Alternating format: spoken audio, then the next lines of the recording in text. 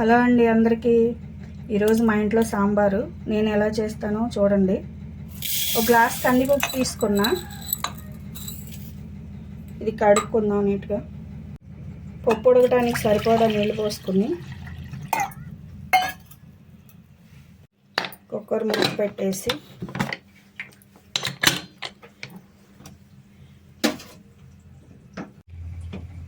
ఒక 5 విజిల్లు వచ్చే వరకు విజిల్స్ రానివ్వాలి. ఈ సాంబార్కి కావాల్సినవి ముందే కోసి పెట్టుకున్నాను నేను. ఉల్లిపాయలు, బెండకాయ ముక్కలు, వంకాయ ముక్కలు, టమాటా, ఇవి గుమ్మడికాయ ముక్కలు అండి, బూడిద గుమ్మడికాయ ముక్కలు, ములక్కాయ, పచ్చిమిర్చి, ఈ చింతపండు అండి, సరిపడా పులుపుకు తగ్గట్టు వేసుకోవచ్చు. ఈ నానబెట్టుకుందాం. పప్పు ఉడికేలోపు చింతపండులో కూడా నీళ్ళు పోసి నానబెట్టుకున్నాను.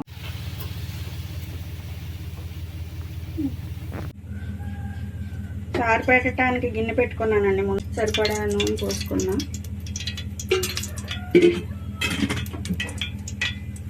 ఆవాలు,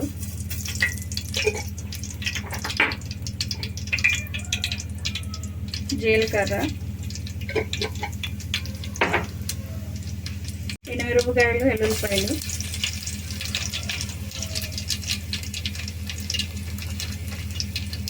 ఉల్లిపాయలు, తాలింపు వేగిపోయింది. కాయగూర ముక్కలన్నీ వేసేద్దాం. బెండకాయలు, ములక్కాయ ముక్కలు, టమాటాలు,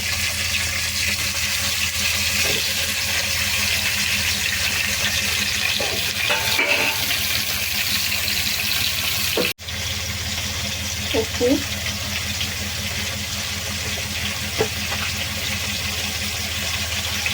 పసుపు,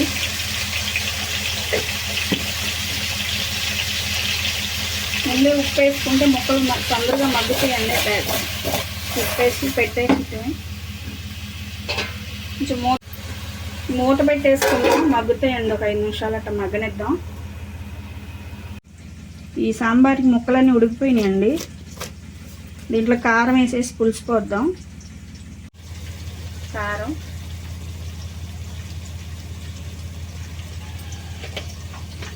కరివేపాకు ఒకసారి తిప్పుకుందాం.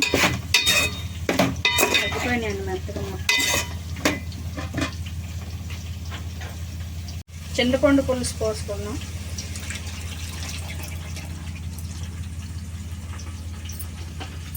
చింతపండు పులుసు పోసిన తర్వాత సరిపడా కొంచెం వాటర్ కలుపుకొని తిప్పుకున్న తర్వాత కొంచెం మూత పెట్టేసి మరగని. పప్పు ఉడికిపోయింది.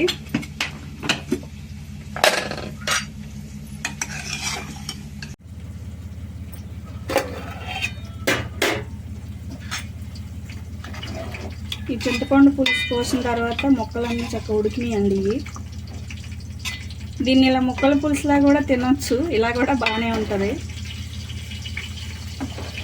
అన్నీ మగ్గిపోయినాయండి.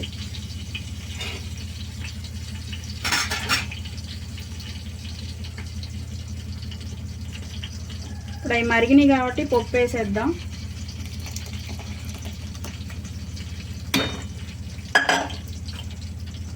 ఒకసారి తిప్పి, మీకు ఇంకా సాంబార్ ఎంత కావాలో ఇంకా అన్ని నీళ్ళు పోసుకోవచ్చు. నేను కొంచెం బాటిల్ కొంచెం చిక్కగా ఉన్నాయి.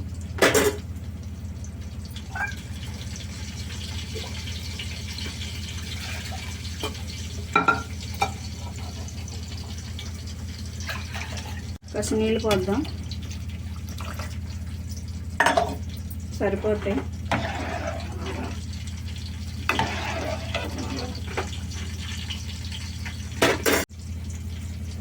ఇంకొక 5 నిమిషాలు మరగనిద్దాం, రెడీ అయిపోతాయి.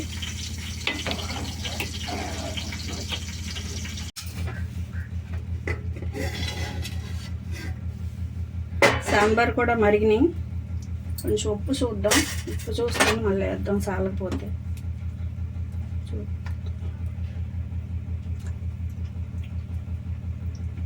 ఉప్పు కొంచెం తక్కువైంది, వేద్దాం. కొంచెం సాంబార్ కూడా వేద్దామండి, కొంచెమే, ఎక్కువ వేయట్లేదు.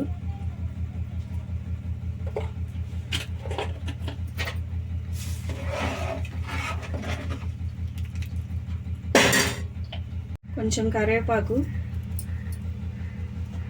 అయిపోయిందండి, మరిగిపోయినాయి, రెడీ అయిపోయినట్టే.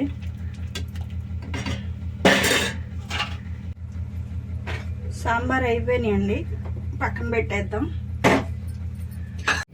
సాంబార్తో పాటు కాకరకాయ వేపుడు కూడా చేస్తున్నాను. కాకరకాయలు నేను ఎలా చేస్తానో చూడండి.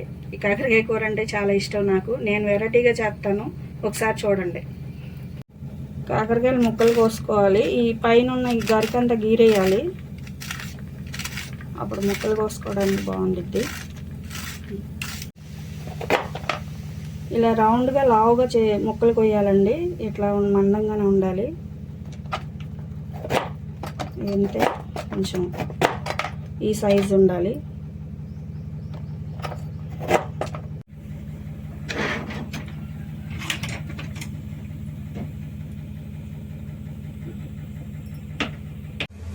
కాకరకాయ వేపుడికి కూడా దాకా పెట్టుకున్నానండి. కొంచెం కాకరకాయకి ఆయిల్ ఎక్కువే పడుతుంది.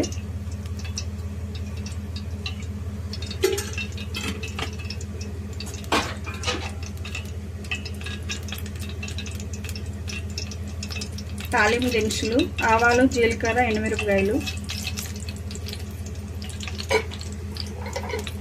ఉల్లిపాయలు,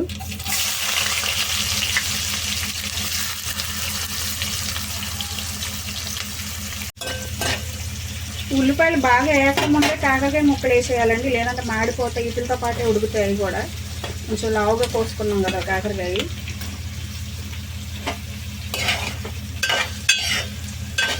ఇలా వండుకు చూడండి ఒకసారి, చాలా బాగుండిద్ది.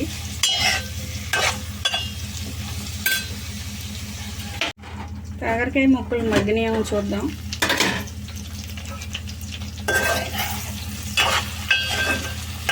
మగ్గుతున్నాయండి, ఇంకాసేపు మగ్గాలి, ఇంకొక 5 నిమిషాలు.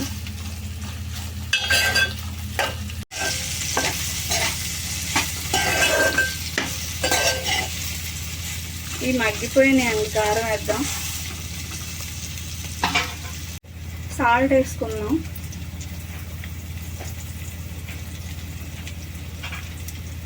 ముందే వేయలేదండి, ముందే వేసిన కాడి నుంచి అది కొంచెం వాటర్ లాగా వచ్చేసి ముక్క ఉడకదు. బాగా మగ్గిన తర్వాతే సాల్ట్ వేసుకుంటున్నా. కారం వేద్దాం తర్వాత. ఒక్క నిమిషం అట్లా మగ్గనిద్దాం. మళ్ళీ కాకరకాయ కూరకండి జీలకర్ర, ఎల్లుల్లిపాయలు ఇది దంచి పొడి కాకరకాయ కూరలో వేసుకుంటే బాగుండిద్ది. మెత్తగా అవ్వక్కర్లేదండి, ఇట్లా కచ్చబిచ్చుగా ఉంటే చాలు. ఇట్లా కూరలో వేసేసుకున్నాం. దంచి పెట్టుకున్న జీలకర్ర, ఎల్లుల్లిపాయల పొడి,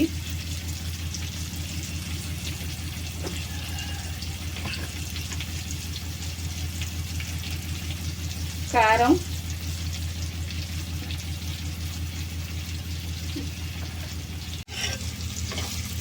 కూరకి జీలకర్ర, ఎల్లుల్లిపాయ దంచి వేసుకుంటేనే బాగుంటుందండి, మంచి వాసన కూడా వస్తుంది.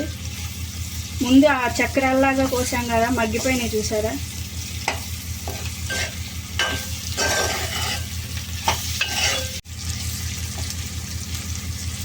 బాగా మగ్గిపోయినాయండి. ఇలా వండుకొని చూడండి. కాయలుగా వండుకుంటారు కొంతమంది, ముక్కలు వండుకుంటారు. ఇలా వండుకుంటే బాగుంటుంది. ఇలా ఎంత ఇష్టం నాకు. ఇవి మా దొడ్లో కాసిన కాకరకాయలే.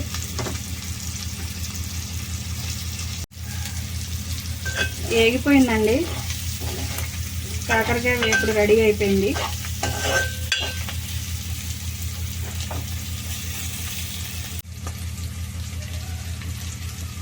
రెడీ అయిపోయిందండి. సాంబార్తో పాటు తినడానికి వడియాలును ఊరమిరపకాయలు వేపుకుందాం. ఆయిల్ పోసాను, వడియాలు వేద్దాం.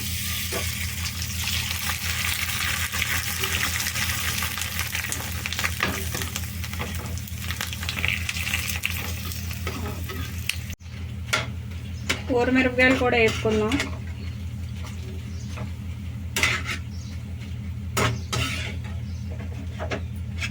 ఎక్కువ వేయకూడదు, బాగా మాడిపోతే తీసేద్దాం.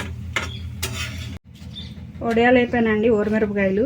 ఈ వడియాలు వీడియో చేసి పెట్టామండి, షార్ట్ వీడియో ఉంది, కావాలంటే చూడండి. అయిపోయినాయండి కాకరకాయ వేపుడు, సాంబార్. ఇలా చేసుకోండి. సాంబార్తో పాటు తినడానికి వడియాలు, ఊరమిరపకాయలు.